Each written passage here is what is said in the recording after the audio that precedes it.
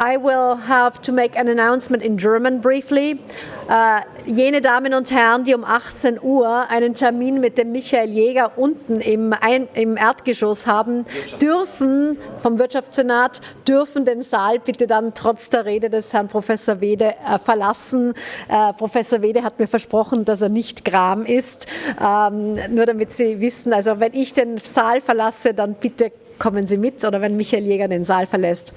For those who are joining the meeting with me at 6 p.m., you may leave the room when I'm doing so. We have to be on time. The others, please remain here. And while I have the privilege again to introduce Professor Weede, and announce his keynote in honor of Franz Eduard Kühnel, who passed away sadly this summer, and who was a board member of the Hayek Institute for many, many years, who has contributed to our society not only with his deep knowledge of Hayek, with his thought, with his experimenting, but also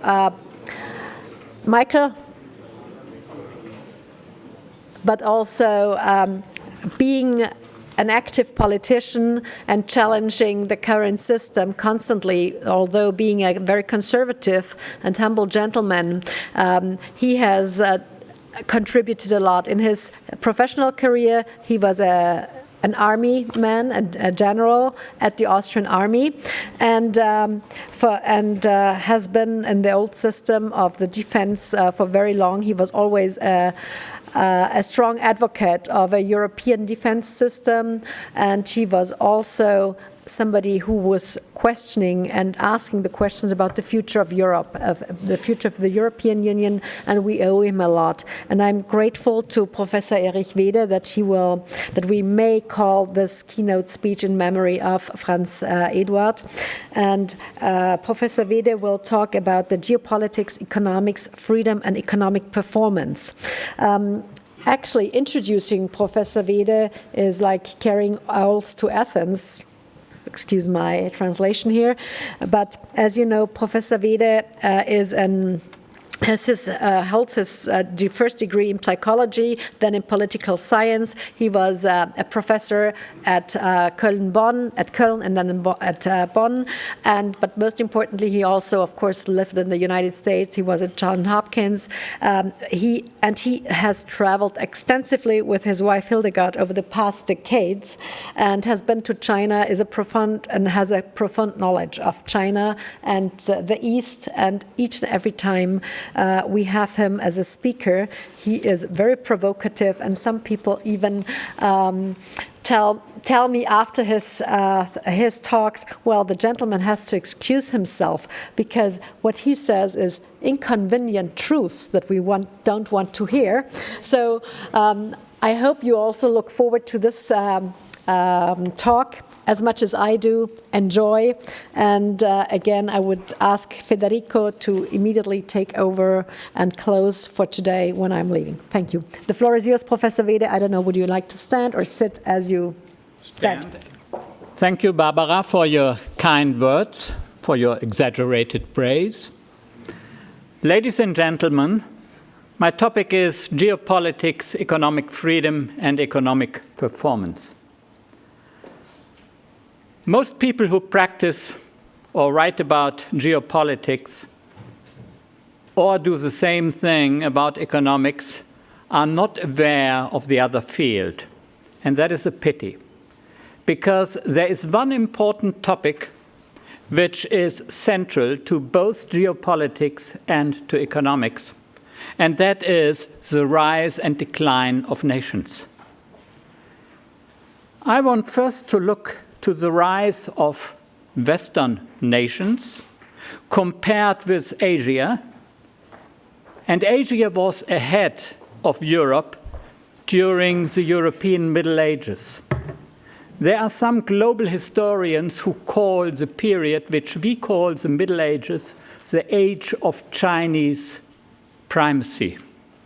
This was the time of the Southern Song, and steel production in China in those days was higher than it was in the days of Adam Smith at the beginning of the Industrial Revolution in Britain.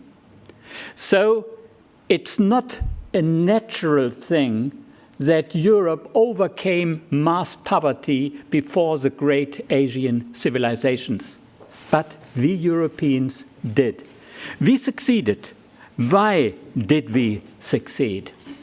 If you want a short answer, it's a very pleasant answer, which most of us here will like, and that is, we succeeded because we established economic freedom before the Asians did.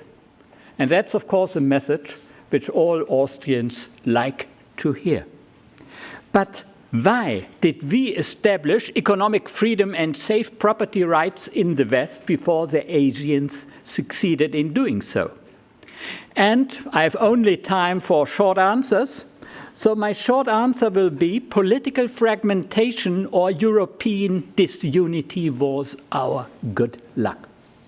Whereas Asian generals succeeded in unifying vast territories in order to establish dynasties in huge areas like Mughal India or the Ottoman Near and Middle East or in China, our European generals more or less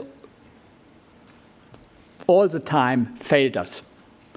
None succeeded. Napoleon took Moscow for a while. Hitler didn't succeed in doing so, but he came close. But in the long run, the result was always the same. Europe remained disunited. And my argument is that European disunity was our good luck. Why? What does disunity and political fragmentation mean? It provides exit options for people, for merchants and other people. And if there are exit options for people, then there are incentives for rulers to respect property rights of subjects. And I refer to subjects because I think of a period before people were called citizens. And if you go, let's say, 200 or 500 years ago, everyone who was not a noble or a prince was a subject, not a citizen. But even in those days, rulers in small territories had some incentives to respect property rights, because otherwise people could leave their home country and settle down elsewhere. Of course, you needed some resources to run away from your rulers, and that implies that rulers were at risk of losing their most productive subjects or of losing their richest merchants.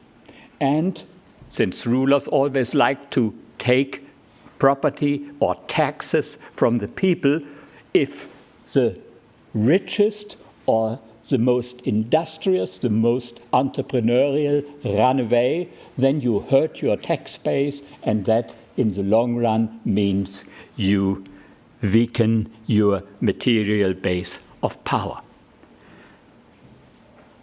Rivalry between European princes, or what I would call the territorial limitation of power, provided a substitute for and a forerunner of constitutional checks and balances. Actually, I'm no great believer in the power of constitutions to restrain politicians. I think if we would ever succeed to have a global political system, then I think our liberty would be greatly endangered. We always need exit opportunities in order to constrain rulers. And the lack of success of European generals provided exit opportunities for people, and this is the background condition of limited government, which was the most important political innovation of European history. European disunity was not only an economic blessing by promoting limited government and capitalism, but unfortunately it was also a background condition for frequent wars. Since capitalism implies creative distraction, it impacts not only on the rise and decline of enterprises or firms, but also of nations. And after World War II, or even before the World Wars, Europe invented capitalism because of political fragmentation. But capitalism is a dynamic system. And in that dynamic system, during the late 19th and early 20th century, there were new powers rising, for example, Germany in Europe and Japan in East Asia. The rise of Germany and Japan was a prerequisite for the two world wars, and the rise of Soviet Russia was a precondition for the Cold War later. In general, power transitions, which arise naturally in a dynamic system such as capitalism, increase the risk of war. There is even a quantitative estimate in the literature for the effects of power transition on the risk of war. If power transitions concern great powers, it has been estimated that in 3 out of 4 cases, the final result was war. I've looked into those calculations, and I do not agree with all the codings, but when I tried to use my own codings instead of the original codings, the final result was about the same. So there is not only no time, but there is no reason to go into those details.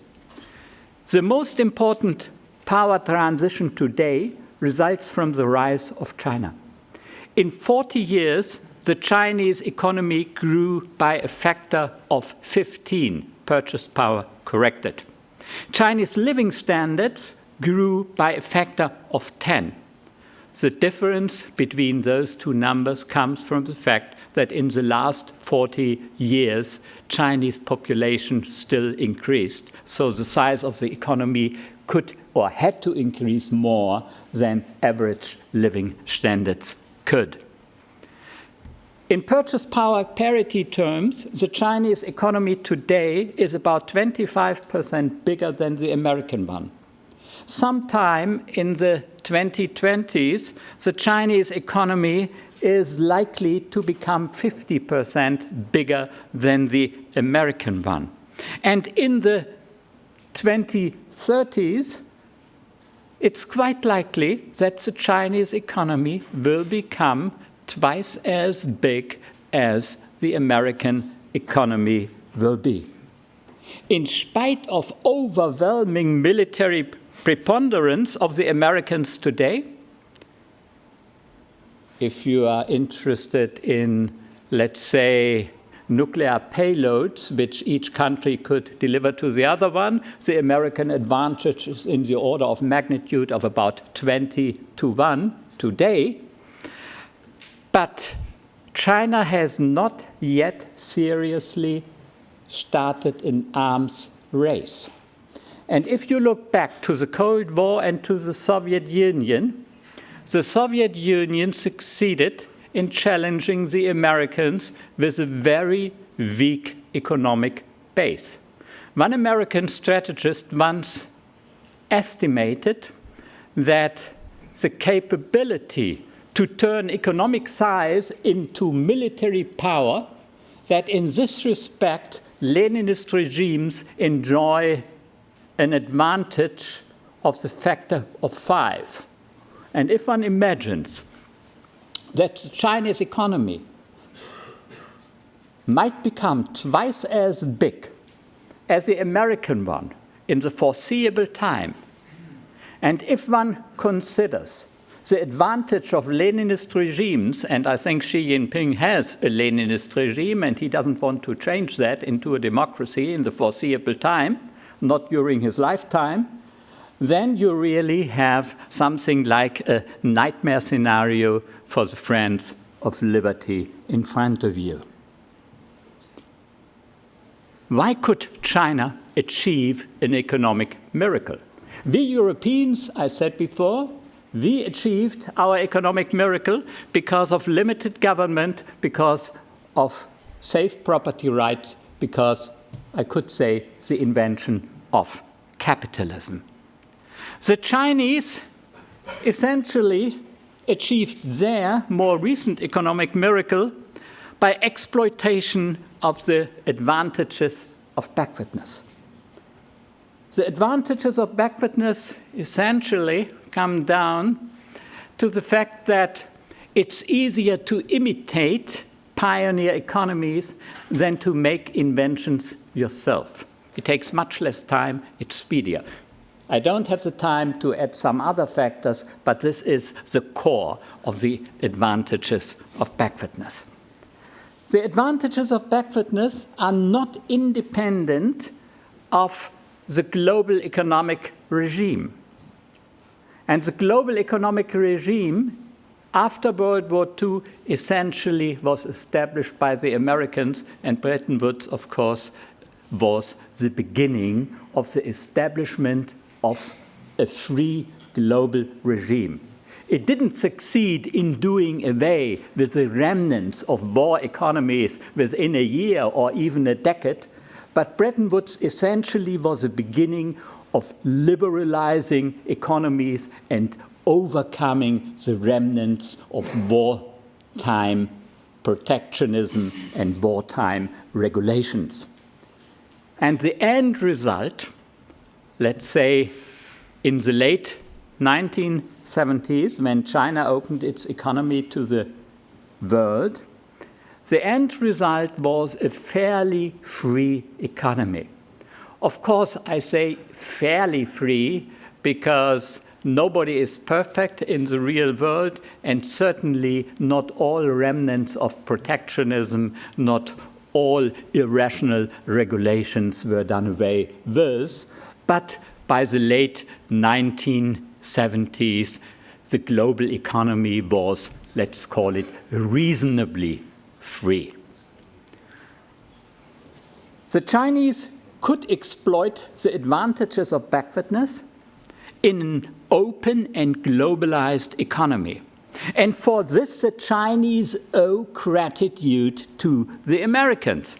After World War II, the United States promoted economic freedom and fought protectionism and trade barriers, thereby enabling the losers of World War II, Germany and Japan, to recover from the misery of the war. Later, the four East Asian tigers, South Korea, Taiwan, Hong Kong, and Singapore, benefited from the American-made global system. And after 1979, after the return of Deng Xiaoping to political power, the Chinese and still later other Asians like the Vietnamese succeeded from the same system. The advantages of backwardness provide opportunities, nothing more than opportunities. And one has to exploit opportunities. Under Mao, the Chinese did not. During the Great Leap Forward, that is between 1959 and 1962, they starved to death more than 40 million people.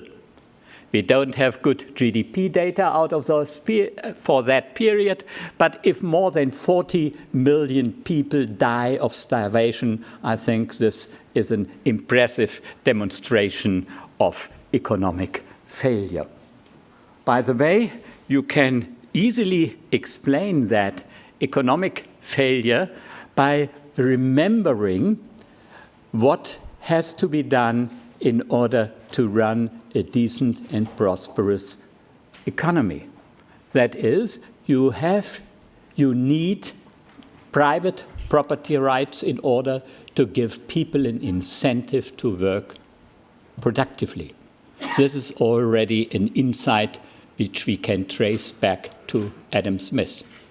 Second, we have been taught by Ludwig von Mises that we need private property rights in the means of production in order to have a rational allocation of resources. And during the Great Leap Forward, the Chinese did away with that. And then there is a final Austrian insight by Friedrich August von Hayek. We need decentralized decision-making in order to use the knowledge which is dispersed across millions of heads. And the Chinese succeeded in doing away with that. Because after going from small rural collectives to much greater rural collectives, peasants could no longer decide what to grow where, and usually they had some plausible knowledge about what to grow where and when, and everything was decided by communist-educated bureaucrats which did not have the local and frequently implicit knowledge which even illiterate peasants had. So during Mao, the advantages of backwardness were disregarded by the Chinese government, but under Deng Xiaoping, the situation changed. Deng Xiaoping essentially started to liberalize the Chinese economy, and he started to do that from an abysmally low standard of economic freedom. But stepwise, he succeeded in doing away with more and more unreasonable regulations. And already in the 1990s, most prices were responding to supply and demand in China. Most enterprises were run by private entrepreneurs, frequently under the protection of communist cadres and with some kind of linkage between cadres and entrepreneurs. But nevertheless, the system became ever more like a capitalist system. I'm tempted to say until Xi Jinping started to reform the country a little bit in reverse. So far, thankfully, not too successfully. What China did essentially has maybe labeled creeping capitalism. What does creeping capitalism refer to? Essentially, creeping capitalism in China benefited from economic freedom elsewhere, from economic freedom in the West. And this is another Hayekian insight, because Hayek already acknowledged the fact that economic freedom is not only useful to the economically free, but that it's also useful to those who are not yet free. And he even said that this applies not only within nations, but also between nations. So, the Chinese economic miracle has to be explained not only by Deng's reforms, by what I abbreviate under the label of creeping capitalism, but also by the fact that the global economic order was free, that the West was free, that the economic freedom had been invented in the West before it was transferred to Asia. Creeping capitalism in China implied that the Chinese benefited from more economic freedom elsewhere than at home. But since capitalism is creative destruction, It also produced something like a peer competitor for the United States. And this has geopolitical implications. Of course, Chinese economic future is uncertain, like all future happens to be. Thinking about the future of the Chinese economy, let me run through what I believe to be the most important arguments for optimism or for pessimism about the Chinese economy. I think that a major problem for the Chinese economy is the fast graying of the Chinese economy. There is no way to prevent China from becoming gray before it becomes rich, at least if we define rich by something remotely similar to Western standards of living. So China has a big problem ahead of its future because of that. Second, China suffers from the fact that it has many highly indebted state-owned enterprises and many highly indebted local governments. Estimates of the debt burden of Chinese enterprises and lower-level governments run as high as a little bit below 300% of GDP. So this might be a disaster in waiting. So central government is not so much of a problem, but what use is central government health if most of the debt burden is hidden at lower levels of government or state-owned enterprises? And third, there's another reason to worry about Chinese economic future, and that is the character of the regime. Quantitative studies of growth rates comparing democracies and autocracies, and there are hundreds of them, by and large do not demonstrate an advantage of either democracies or autocracies. So there is not much difference in the means, in the average growth rates of these different types of regimes.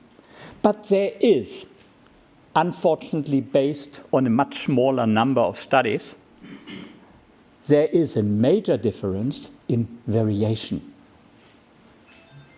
The main characteristic of autocracies is that everything depends on the quality of the autocrat.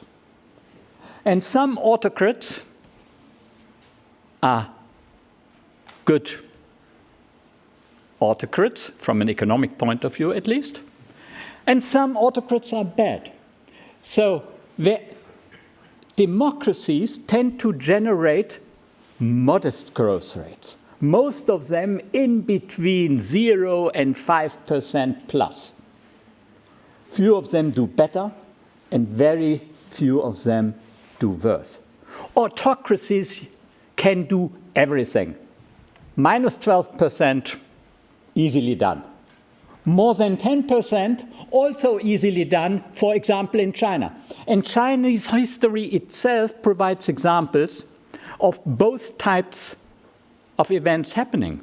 Remember the Great Leap Forward, more than 40 million people dying because of starvation.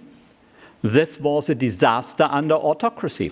And then think of 40 years, growth rates close to 10% under Deng and his successors. So Chinese autocracy itself demonstrates that autocracy can produce great disasters and great miracles at the same time. It all depends on the quality of the autocrat.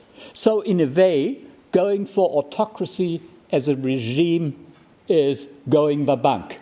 You may win and you may lose with extremely good or extremely bad results.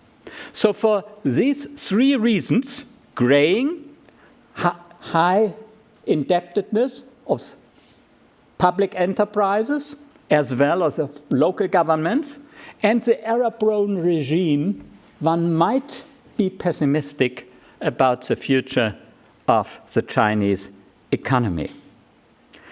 But there are also reasons why one might be optimistic about Chinese future.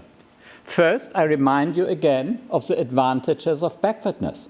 And there have been some Asian countries which succeeded in growing very, very fast when they had about a quarter of the American income per head, and that's about where China currently stands.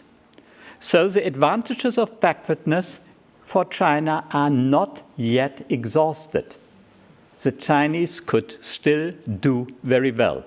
Which countries succeed most in exploiting the advantages of backwardness?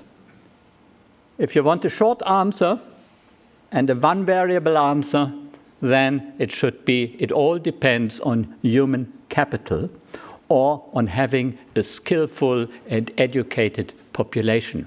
And there are few countries which we label emerging markets and which are at about the Chinese level of economic development, where human capital endowment is as good as in China. So there are two reasons why one should be optimistic about China. And if I had provided this lecture 1 year ago, I would have said, I would bet that the two reasons for optimism are more important than the three reasons for pessimism. Today, I'm no longer sure. Why? The short answer is Donald Trump. Why? He has few convictions, but he has one conviction to which he really adheres. He believes in protectionism. I think almost none of us here in this room share this conviction, but we have to admit that Donald Trump thinks that trade wars are easy to start and easy to win. And he is not much interested in collateral damage outside of the United States. And I said before that exploiting the advantages of backwardness does not only depend on the internal characteristics like human capital endowment of your nation, but also on external characteristics of the environment, whether there is a liberal economic order or whether we have a protectionist order with different blocks. And that is why I'm now uncertain. I think what Trump does, probably without understanding the implications of his actions, is possibly he succeeds in minimizing the impact of the advantages of backwardness for the Chinese economy. And if you are very pessimistic about China, and if you start from an assumption which most so-called realist scholars of international politics share, and that is number one and number two in the world will always be enemies, then it's not even unreasonable to do what Trump does. Nevertheless, I must admit I'm worried about Trumpian policies and its effects on China. Possibly Trump succeeds in preventing China from further benefiting from our economic freedom in the West. Simultaneously, he undermines a liberal economic order which permitted hundreds of millions of people to escape from poverty in the last 3 decades. And in the last 3 decades, during the period, or last 4 decades, during the period of full globalization, capitalism succeeded not only in very strong economic growth rates globally.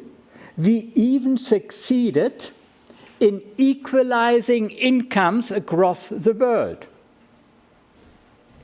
Imagine there were no country, and that you are interested only in income differences between people or maybe between households, but not between aggregates like nations. Then it's very clear that during the last 4 decades, there has been a trend towards income equalization in the world, because you can decompose income differences between individuals or households into differences between individual incomes and national incomes, and differences between national incomes and global incomes. And so far, the international differences in incomes are the more important component of individual incomes than within nation differences. And that is why, in spite of the fact that in many big nations, including the United States and including China as well, we have seen more intranational inequality. But at the same time, globally, we have seen more equality under a system of global capitalism. And I want to underline the fact that global capitalism has given us ever more equality. Unfortunately, socialists don't seem to realize that, and certainly they don't applaud the trend.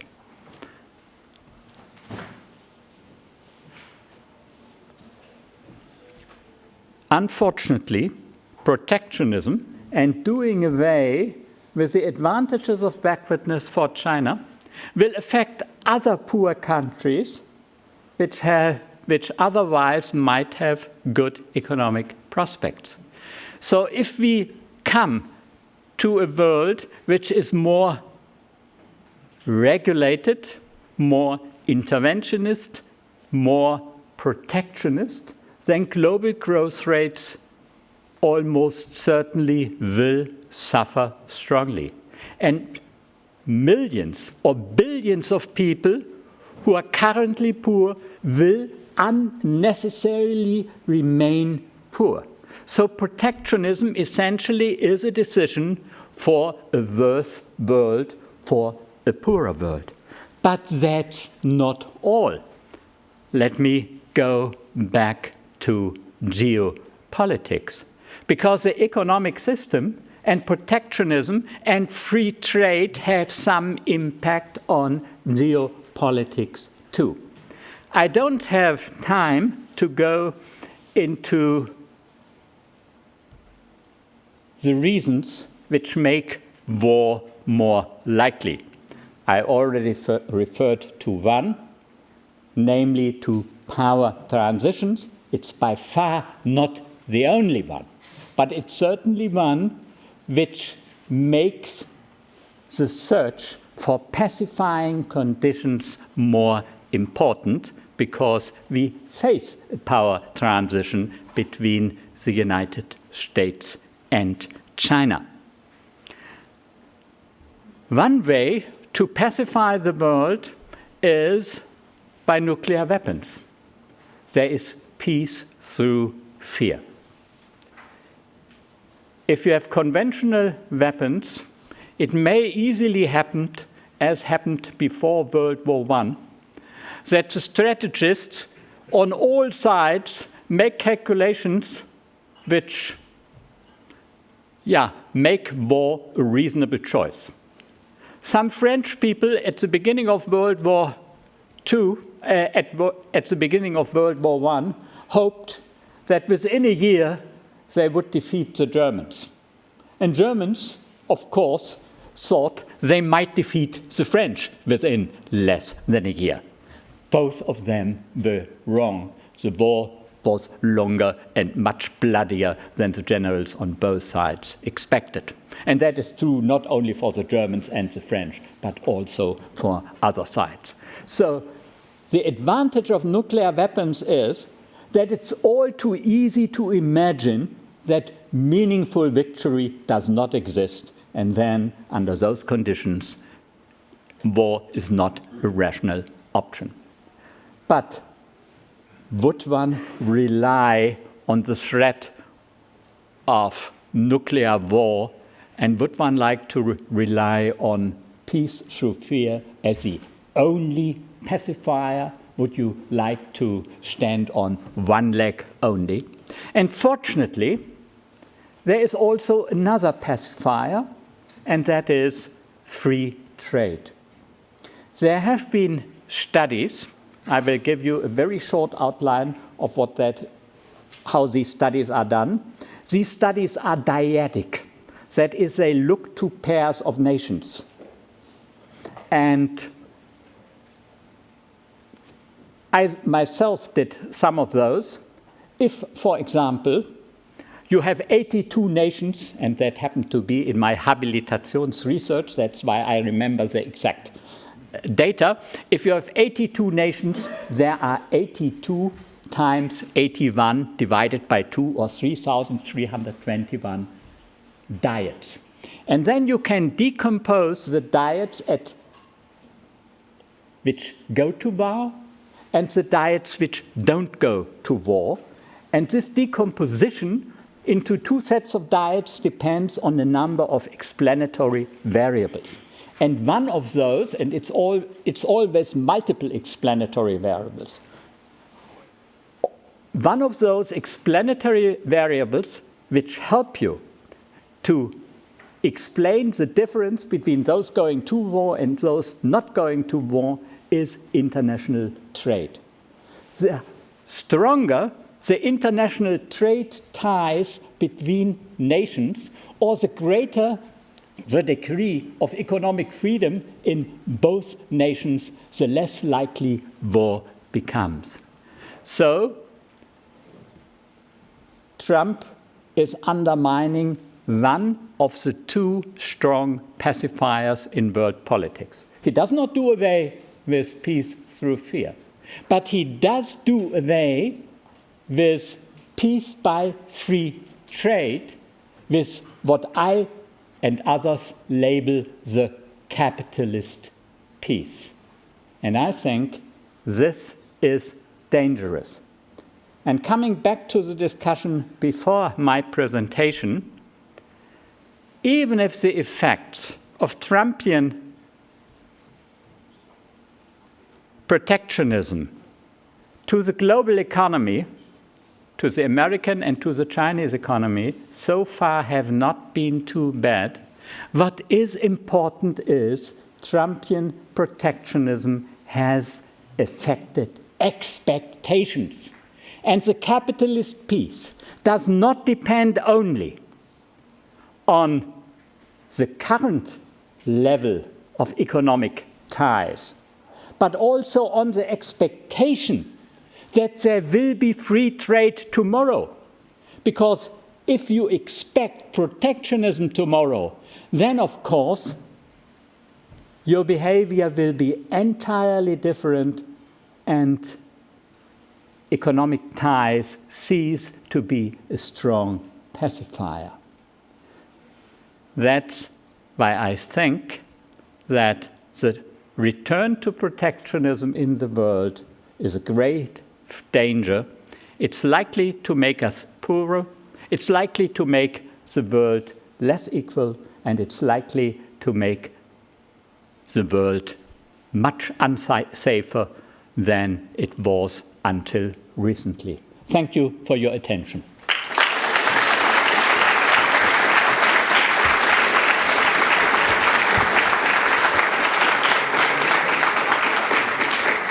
Okay, hello. Thank you, Professor. Thank you, Professor Weede. We have time for a few questions because we are a little beyond. Here, the gentleman, the young gentleman there. Hello. If one is to compare the economic systems of of Western countries generally and China, from the perspective of having the free market as the ideal system, then there's still a lot more work to be done in China than in Western economies, though a lot of work has been done since Mao Zedong. But I'm having a difficult time trying to argue for free market to my Chinese friends, because there seems to be the notion that capitalism and free markets is a Western thing, and of course it seems to be a lot based on the philosophical tradition of legalism as having a strong central government.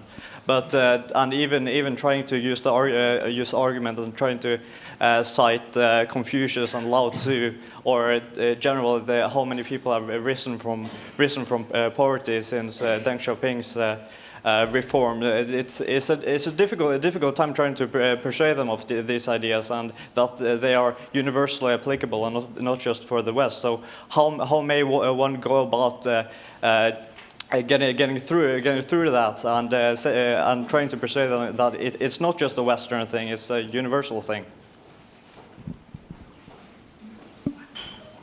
Shall I answer at once? Yes, please. You see, Chinese intellectual history and cultural background is not very receptive to capitalism and free markets, too. But on the other hand, if you look to the overseas Chinese, then one has the impression that they are very gifted as capitalist practitioners. All over Southeast Asia, nobody is as successful as the Chinese are. So the Chinese heritage, I'm tempted to say, at the philosophical level is hostile. But at the practical level, what children learn at home, I think materialist motivation and achievement motivation within Chinese families is as strong or stronger than anything the West provides. I remember the saying of a sinologist whom I met on Quemoy, that is an island belonging to Taiwan, but within swimming distance to the mainland, when I was there in the 1980s, and he was one of the first Americans who did research in southern China. He told me there are 3 reasons for Chinese to work. First, they have an incentive to become more prosperous themselves. Second, they do it for the benefit of their children. And third, they do it for the honor of their ancestors. Can you imagine anybody who is not Confucian or Chinese to do it for the honor of their ancestors? So I think the cultural heritage of the Chinese is ambiguous. There are some parts of it which are hostile to capitalism, but there are other parts of it which provide incentives to become a capitalist, to become an entrepreneur in practice. And let me give you another story, which I read in the Frankfurter Allgemeine, that is the leading German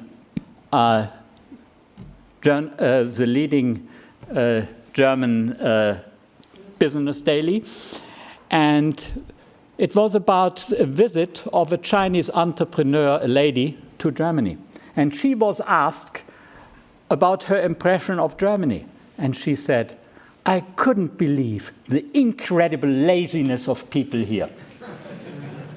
And that again testifies to the fact that the Chinese might be receptive to capitalism in practice, even if not in theory. Thank you.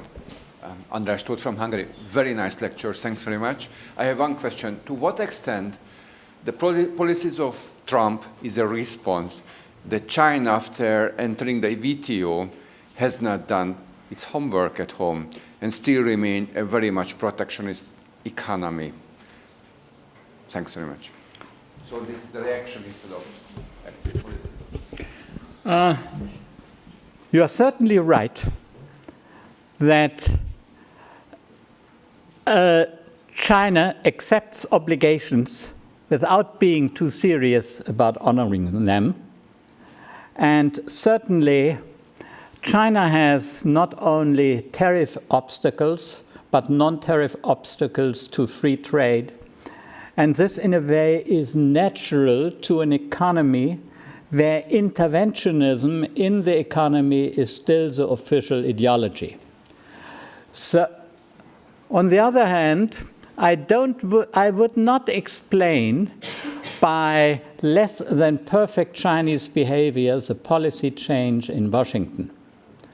I think the policy change is part of all a return to America first, which targets not only China, but also friendly nations, for example, in the EU, in the European Union. You are right about China not honoring all of its obligations, but I don't think that this is an explanation of the policy change. Part of it is driven by domestic issues in the United States, and part of it is a disappointment among Americans about political developments in China, because many Americans fairly naively had the idea that China might become a democracy sooner or later, and Xi Jinping succeeded in dissuading them that this is likely to happen. I personally would not stress so much democracy. From my point of view, for coexistence and peace in the world, it is sufficient if China remains, let's say, a semi-free economy and does not turn its back on the reforms which Deng Xiaoping did. From my point of view, more important than democracy is what might be labeled limited government. But even concerning limited government, of course, China is much less perfect than the imperfect states which we are used to in Western Europe or the United States. So there is still some room for reform, and I would still hope for reform in China. But I don't think that sanctions against China and the West turning more protectionist than it was would be the road to go in order to make the world freer, more prosperous, and more peaceful. And I think that's what our goal should be.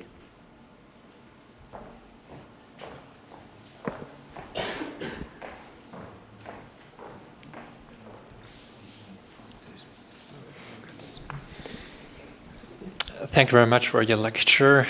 You mentioned the rise of Germany. You mentioned the rise of China, and you mentioned nuclear warfare as something that alters strategic maneuvering. I now have a question: to what degree do you think is the rise of the Deutsche Reich, of Germany, comparable to China with nuclear bombs in the picture? Thank you. We all know that the two world wars happened. And I did not have the time nor the intention to go into anything like an analysis of the causes of these two world wars. I only said that a prerequisite for these two wars was Germany becoming a great power, and that required some economic development in Germany, and this has happened.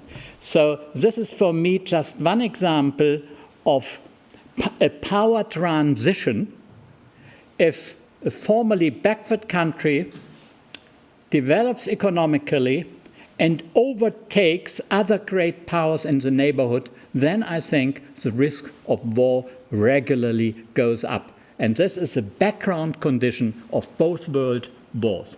Currently, we get a similar background condition with China and the United States.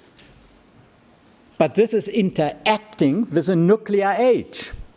And I do think that we stand a much better chance in the nuclear age of avoiding war between a rising power and a previous hegemon than we did in the days of conventional wars. But I don't, in all of my research on causes of war, and I did quantitative research on that myself, I never found, and most of my colleagues who did similar work never found anything like deterministic relationships. All relationships we discovered are probabilistic, and that means you don't get safety by peace through fear. And that's why I would like to make peace between China and the West rest on two legs. One of them is peace through fear, and the second should be economic ties, should be an economic win-win situation. And that's essentially my argument. Thank you very much, Professor. Unfortunately, we have to finish. Let's say thank you with a round of applause.